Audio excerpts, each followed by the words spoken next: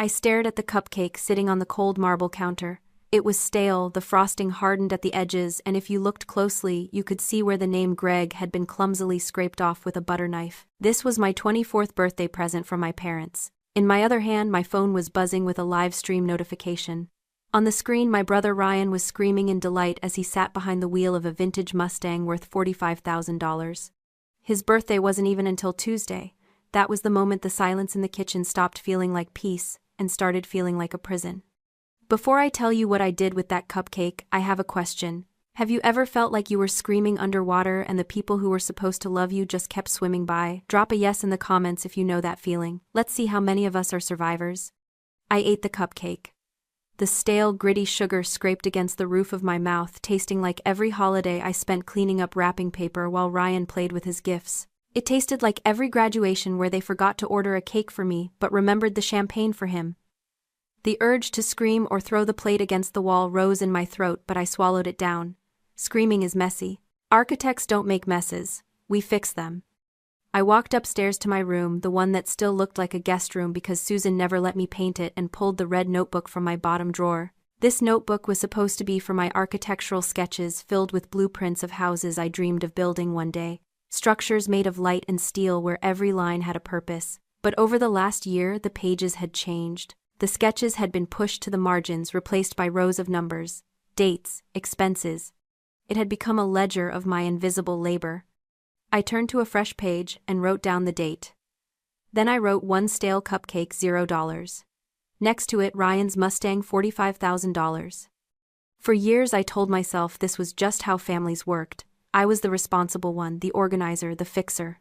Ryan was the creative spirit who needed support. But looking at the numbers in black ink, it didn't look like support, it looked like theft. I had planned their anniversary parties, managed David's chaotic business expenses, and even written Ryan's college application essays. I did it all because I thought love was a transaction. I thought if I worked hard enough, if I was useful enough, eventually they would see me. There is a name for this, you know. The trap of normalizing servitude. It happens when you are raised to believe your value is entirely dependent on what you can provide for others. You become a utility, not a person. You don't leave because you think the problem is your output, not their consumption. But the truth is, a toaster doesn't get thanked for making toast. It just gets expected to work. And when it breaks, you don't mourn it. You replace it. Flipping through the pages, the history of my servitude laid itself out in ink. I saw the entry from 3 years ago when I paid for the catering at their summer gala because David's card was declined. I never got paid back. I saw the entry from last month when I covered Ryan's rent because his startup had another cash flow issue. Susan had promised to reimburse me. She never did. The total at the bottom of the page was staggering. It wasn't just money, it was hours of my life. It was my dignity. My phone buzzed again. A text from Susan. Where are you? The caterers for Ryan's welcome dinner need to be let in. Not happy birthday. Not how are you. Just a demand for service. I looked at the text, then at the cupcake wrapper on my desk. Something inside me shifted. It wasn't a loud crack, but a quiet alignment like a lock clicking into place. I wasn't going to let the caterers in. In fact, I wasn't going to be there at all. I picked up my pen and added a new entry to the notebook: wedding planner fee, $10,000. If they wanted a service, they were going to have to pay for it, and I was going to make sure the bill was delivered in person. I remember the day I got my acceptance letter to the architecture program. It was the only time I ever saw my father David look genuinely somber. He sat me down in his leather armchair, the one I wasn't usually allowed to sit in, and told me that the market had crashed. He said my grandmother's inheritance, the fund she had specifically set aside for my education, was gone, evaporated into thin air by forces beyond his control. I was 18. I believed him. I believed him so much that I took out $60,000 in student loans. I worked 3 jobs, skipping meals and sleep, convinced that my family was struggling just as much as I was. I carried the weight of that debt like a physical stone in my chest, feeling guilty for even asking for help.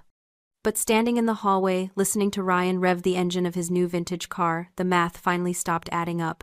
If the market had destroyed my future, how did it afford his present? How did a family that couldn't pay for my tuition suddenly have enough liquidity for luxury vehicles and impromptu vacations? I realized then that I had been solving the wrong problem. I wasn't dealing with a lack of funds. I was dealing with a misappropriation of assets. I waited until the house went quiet. Susan and David had left for a dinner party, and Ryan was out showing off his new toy. The house was empty, save for the hum of the refrigerator and the ticking of the grandfather clock. I walked into David's home office. I didn't need to break in. I had the key. Because for the last 2 years, I was the one who organized his files, digitized his receipts, and prepared his tax documents for the accountant. They had given me the keys to their destruction because they were too lazy to manage their own secrets. I went straight to the filing cabinet in the corner, the one labeled Archives. I wasn't looking for current accounts. I was looking for history. I pulled out the file marked with my grandmother's name. My hands were shaking not from fear but from a cold, vibrating rage. I opened the folder and began to read. The documents were all there. The trust fund hadn't been lost to market volatility. It hadn't suffered from a bad investment strategy. It had been drained systematically and deliberately over the course of 5 years. I ran my finger down the ledger, tracing the withdrawals. August 12th, $20,000. Labeled Home Improvement. That was the summer they put in the new pool deck, the one I wasn't allowed to use during parties because I was working. November 4th, $15,000. Labeled Seed Capital. That was the money for Ryan's custom sneaker business, the one that folded in 3 months because he got bored. And then the most recent entry, 3 days ago, $45,000, labeled Vehicle Acquisition. I stared at the numbers until they blurred. My grandmother didn't lose her money to the economy. She lost it to Ryan. My education, my security, my future, it had all been liquidated to fund my brother's hobbies and my parents' image. I wasn't just the uninvited daughter. I was the financier of the very lifestyle that excluded me. I took out my phone and started taking pictures. Every page, every transfer, every lie. I wasn't just hurting anymore. I was calculating. I didn't need their love. I needed a lawyer. The next morning, Susan didn't ask me if I wanted to plan the wedding. She told me. She breezed into the kitchen, a whirlwind of perfume and entitlement, and dropped a binder onto the table. Chloe wants a Hamptons aesthetic, she said, as if we weren't sitting in a house built on lies. You'll handle the logistics, Ashley. You know how Ryan gets overwhelmed with details. I stared at the binder. Mom, I have my own work. And my student loan payments are doubling next month. I can't just... She cut me off with a sigh that suggested I was physically wounding her. Why do you always make everything about money? We are talking about your brother's happiness. This is a family effort. Besides, she added, her voice dropping to that conspiratorial whisper she used when she was about to twist the knife. If you help us with this, we can talk about helping you with those loans later. David and I are working on some liquidity. The lie was so smooth it almost slid past me. But I knew better now. I looked at her, and for a split second I wanted to scream. I wanted to throw the red notebook at her and watch her scramble. But I didn't. I nodded. Okay, I said. I'll need full access to the operating accounts. To manage the budget. She smiled, relieved and dismissive. Of course, just make it perfect. That afternoon, under the guise of organizing vendor deposits, I dug deeper into the digital archives. I had found the withdrawals the night before, but I hadn't found the authorizations. Large trust transfers required signatures. If the money was in my name, they would have needed me to sign off on it. And then I found it. Document 404B. Authorization for liquidation of assets. There at the bottom of the page was my name. Ashley Vance. The loops of the A were slightly too wide. The slant was a degree too sharp. But it was a good forgery, good enough to fool a banker who played golf with my father. The date next to the signature was October 14th, 3 years ago. I stared at the date. October 14th.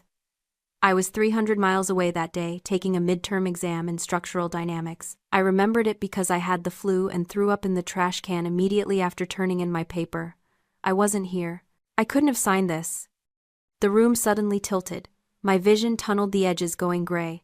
I stood up, knocking my chair back, and stumbled into the powder room down the hall. I locked the door and slid down against the cold tile, gasping for air. My chest felt like it was being crushed by a steel beam.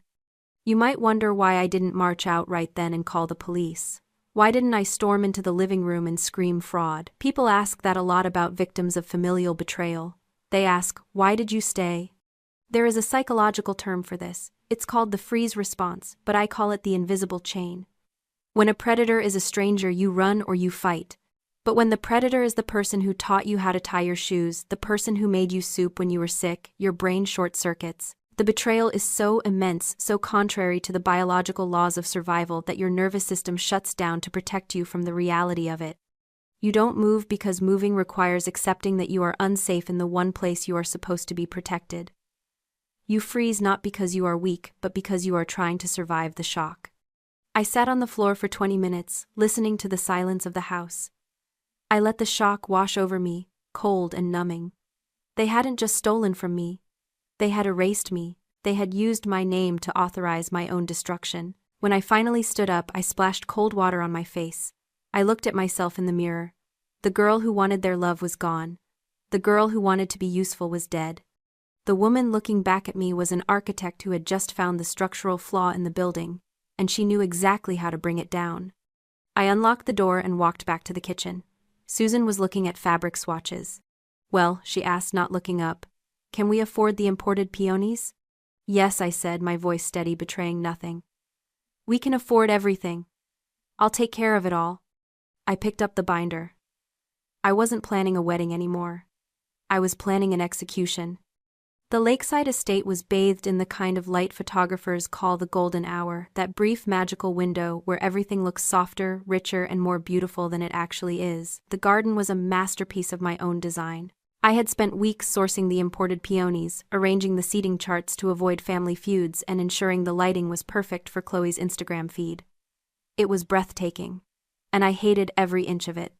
Ryan stood at the head table, champagne flute in hand, looking like a prince who had never been told no in his life.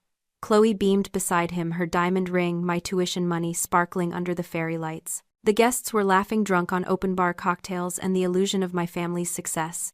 "I just want to say," Ryan began, his voice amplified by the sound system I had rented, "how lucky I am, not just for Chloe but for this family. We pull together, we make things happen." He paused for effect, grinning. "And a special shout-out to my little sister Ashley. Best little assistant a guy could ask for. She really knows how to take orders." The crowd chuckled. Susan smiled, a tight, approving expression. That was my cue. That was the moment the script ended.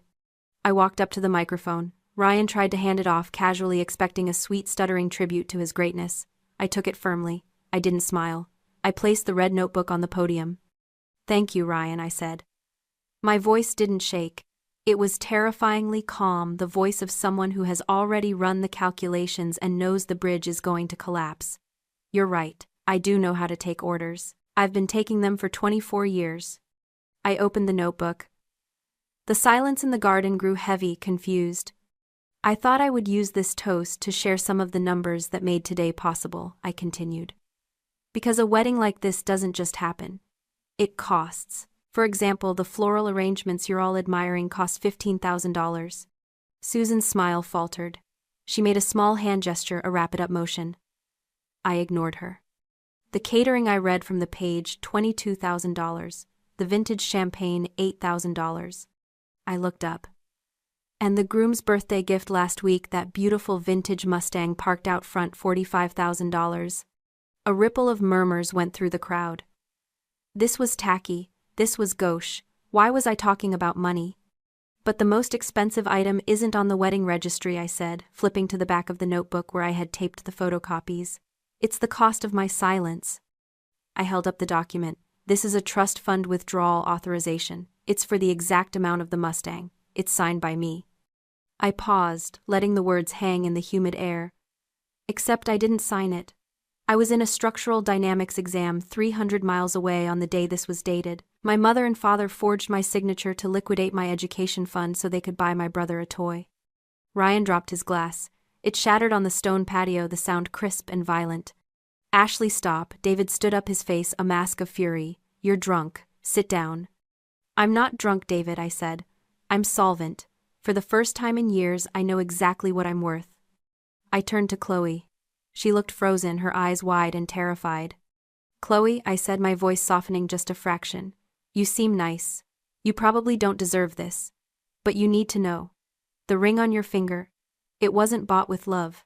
It was bought with the money my grandmother left me to become an architect. You are wearing my stolen future."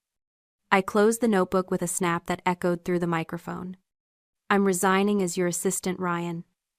And I'm resigning as your daughter, Susan and David. The invoice is on the table.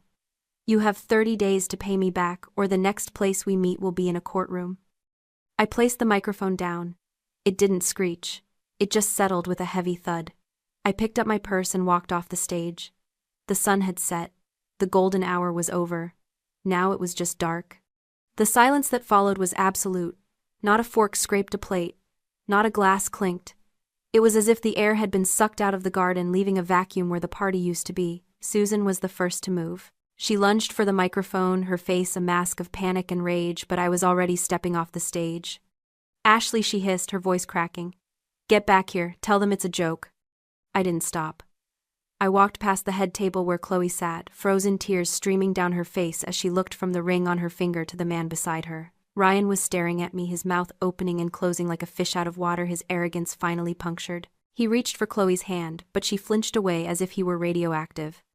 "Is it true?" Chloe whispered, her voice carrying in the unnatural quiet. "It's complicated, babe. Listen," Ryan started, but the lie died in his throat. Chloe stood up.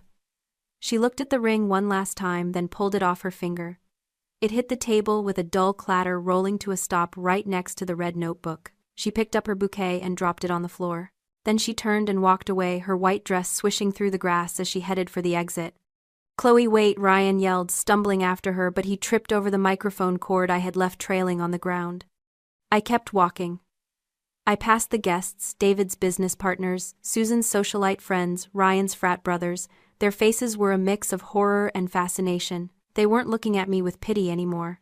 They were looking at me with fear. I had just burned down the family's carefully constructed facade in under 5 minutes, and I hadn't even raised my voice. David intercepted me near the valet stand. His face was red, veins bulging in his neck. "Stop," I said, cutting him off. I didn't flinch. "Don't say another word unless it's, 'Here is your check. You have the invoice. You know the account number.'" "I'll ruin you," he spat. "You'll never work in this town. I know everyone." "You know everyone," I agreed. "And now everyone knows you're a fraud who steals from his own daughter. Good luck with that network, David." I walked past him, handed my ticket to the valet, and waited for my beat-up sedan. When it pulled up next to the shiny luxury cars, I didn't feel ashamed. I felt powerful. I got in, tossed my heels into the passenger seat, and drove out of the estate gates. I passed the Mustang, parked prominently in the driveway, a monument to theft, and kept driving. I didn't look back in the rearview mirror. There was nothing there for me anymore. The legal battle wasn't long, mostly because evidence like mine tends to make people very eager to settle. I didn't have to drag them into court. The threat of a fraud investigation was enough. Susan and David liquidated the vintage Mustang, sold the imported peonies to a wholesaler at a loss, and dipped into their own retirement accounts to cut me a check. They did it to keep Ryan out of jail for forgery, but I like to think a small part of them did it because they finally realized they had no other choice. I signed the non-disclosure agreement regarding the specific family dynamics, took my money, and erased their numbers from my phone. I didn't buy a house. I didn't buy a luxury car, or go on a vacation. I bought a workspace. It's in an old industrial district on the 3rd floor of a converted warehouse. The elevator shakes when it goes up, and the radiator hisses in the corner like a feral cat, but the light is magnificent. It pours through the floor-to-ceiling windows, illuminating the dust motes dancing in the air.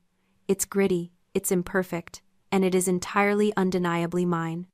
I sit at my drafting table, the same red notebook open next to me, but the pages of debts are gone. I burned them.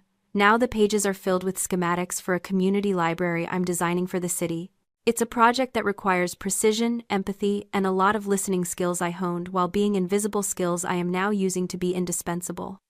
For a long time, I thought justice meant watching them suffer.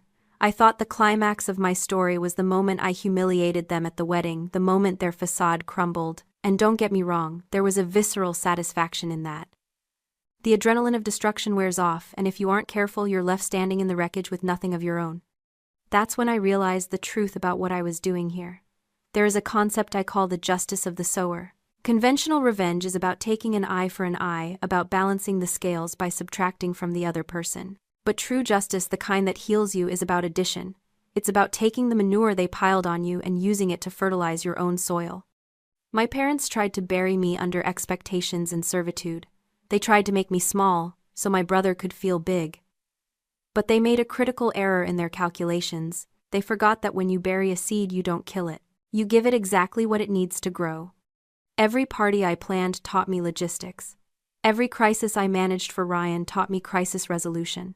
Every ledger I balanced taught me the value of transparency. I took the tools they forced into my hands and I sharpened them. I didn't just survive my family, I harvested them.